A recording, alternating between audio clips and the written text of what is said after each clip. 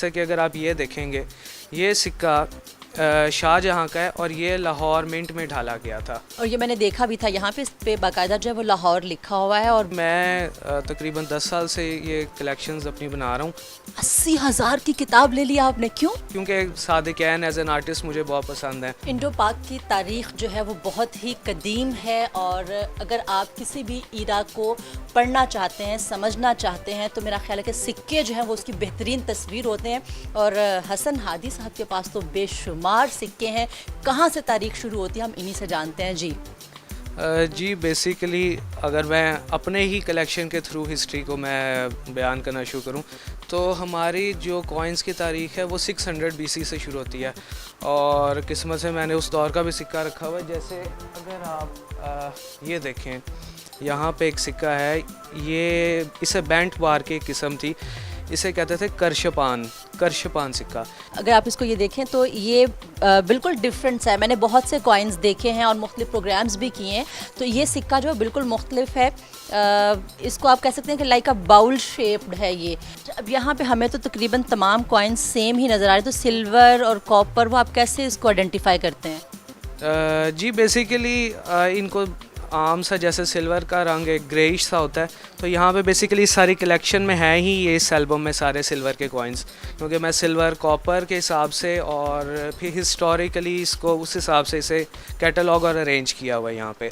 आपके पास जो इस वक्त सबसे कदीम सिक्का है वो कौन सा है और किस डेस्टिनी का है? जी बेसिकली सबसे जो कदीम तरीन सिक्का है, जैसा कि अभी आपने बाउल की शेप का एक सिक्का देखा था, एक ये है, और उसी दौर का ये सिक्का है, इसे कहते हैं बैंट बार।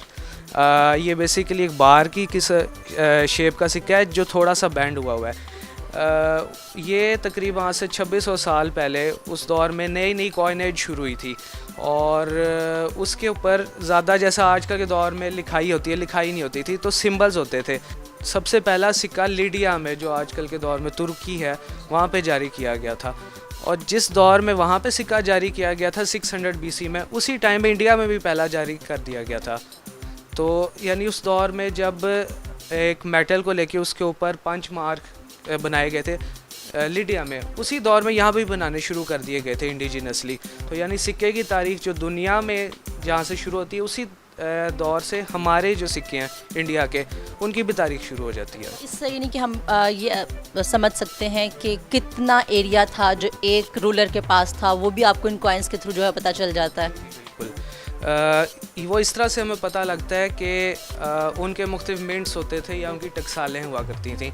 तो अब लेट से गंधारा की टकसाल में जो सिक्का जारी किया गया, इससे मुराद ये है कि यहाँ तक उनकी एक्सेस थी।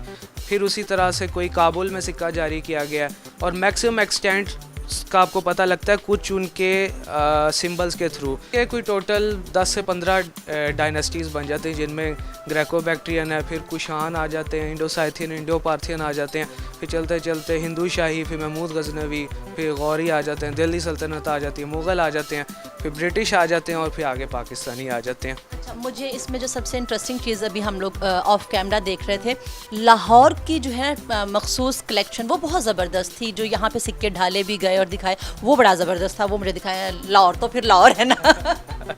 जी बिल्कुल। अब ये एक जो कलेक्टर होता है वो भी अपने तौर पे मिंट वाइज कलेक्शन बनाता है। जैसे कि अगर आप ये देखेंगे, ये सिक्का शाहजहाँ का है और ये लाहौर मिंट में ढाला गया था। और ये मैंने देखा भी था, यहाँ पे इस पे बाकायदा जो है वो लाहौर लिखा हुआ है, और बहुत ही ज़्यादा जो है नफीस सी कैलीग्राफी भी है, कलमा भी है। तो और भी इनके पास लाहौर की कलेक्शंस मौजूद हैं। जी मैं इसी तरह से एक और सिक्का है, ये अहमद शाह अब्दाली का सिक्का है, और ये भी लाहौर में ही ढाला गया था। फिर इसी तरह बादशाह नूरुद्दीन जहांगीर का सिक्का है, इस पर भी आप लाहौर लिखा हुआ देख सकती हैं। बिल्कुल है लाहौर। और कितने आपके पास, मतलब टोटल कितने यहाँ पे कॉइन्स हैं जो लाहौर से रिलेटेड हैं? ये टोटल अगर ये सिर्फ सिल्वर में बात करूँ तकरीबन 20-25 बनेंगे। फिर आगे कॉपर में देखें और मज़ीद आगे की डायनेस्टीज़ की बात करें तो ये मेरे पास दर्जनों में बन जाएंगे। अच्छा, और एक सिक्का जो है मैं ख़ास तौर पे आप लोगों को दिखाना चाहूँगा, वो ये है जो लाहौर से निकाला गया पहला सिक्का है, और वो सिक्का है ये। इसे कहते हैं महमूदपुर का सिक्का, क्योंकि जब महमूद गजनवी ने लाहौर पे कब्ज़ा किया तो आज का जो महमूद बूटी है, इस वहाँ पे उसका कैपिटल था। ये देखें, आज मेरा ख्याल है कि मुझे भी फर्स्ट टाइम पता चला कि महमूद बूटी क्यों है। तो जो वहाँ के रहने वाले हैं वो भी जान लें और लाहौरी भी जान लें कि वो महमूद गजनवी के नाम से। आप कलेक्शंस कहाँ से करते हैं और कितना अरसा हो गया आपको करते हुए? जी बेसिकली मैं तकरीबन 10 साल से ये कलेक्शंस अपनी बना रहा हूँ और मुख्तलिफ़ जगहों से, मतलब लेट से जो डिफरेंट कलेक्टर्स हैं जिन्हें अब इन सिक्कों की ज़रूरत नहीं होती तो वो बेच देते हैं अपने सिक्के। आपको कितनी प्राइस में मिलते हैं और कभी सम टाइम आपको ऐसा होता है कि नहीं एक्स्ट्रा पे करना पड़ रहा है? हाँ जी, अगर वैसे बात की जाए तो इनकी कंडीशन पे डिपेंड करता है। मतलब लेट से जैसे ये एक सिक्का है, इसकी कंडीशन प्रिस्टीन का वर्ड यूज़ होता है। प्रिस्टीन आपको एक एक चीज़ पे ख़ताती नज़र आ रही है, एक अच्छी कंडीशन में है। और ये सिक्का अगर हर बंदे के पास नहीं है तो इसकी वैल्यू ज़्यादा होगी, मे भी लाखों में जाएगी, वरना हो सकता है कुछ हज़ारों में ही आपको ये मिल जाए वाला सिक्का। आपने अभी तक सबसे महंगा सिक्का कौन सा परचेज़ किया?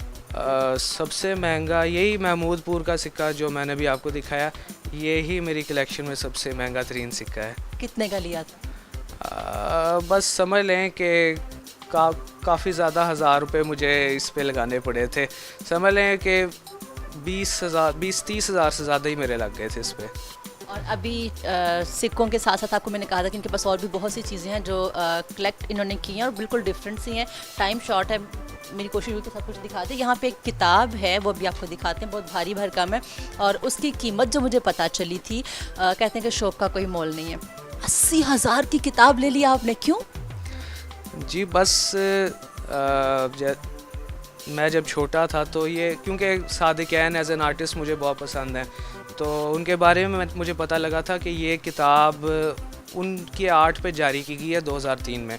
तो तब मेरा शौक़ था कि मैं ये जमा करूं, इसे ख़रीदूं। तो तब तो मैं था ही 6-7 साल का, मैं कैसे ख़रीदता।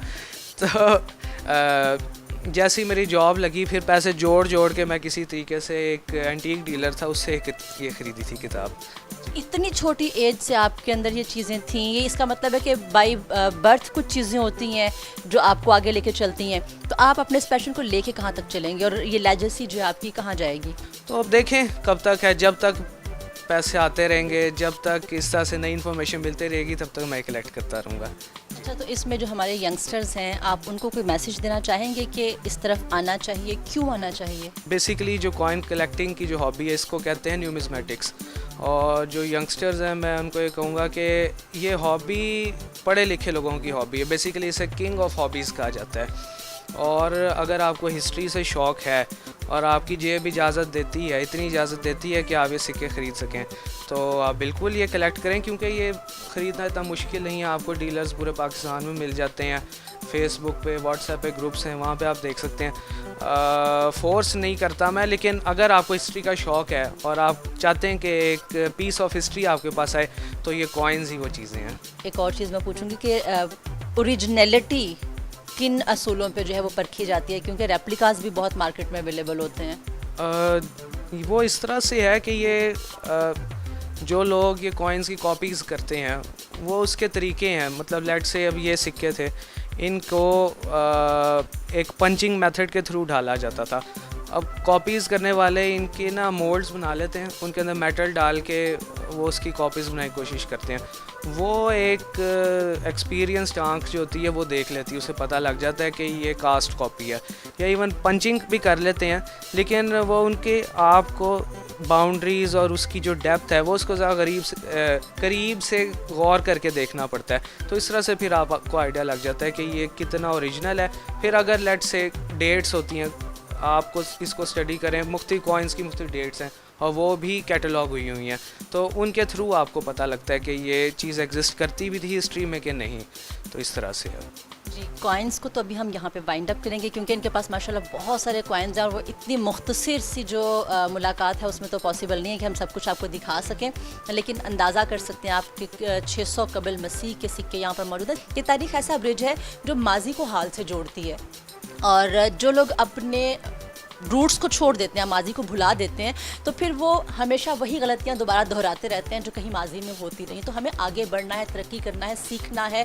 तो अपने माजी को आप साथ लेके चलेंगे तो डेफिनेटली तरक्की की राह पर आप गामजन होंगे। हम आपसे चाहेंगे इजाज़त। अल्लाह हाफ़िज़।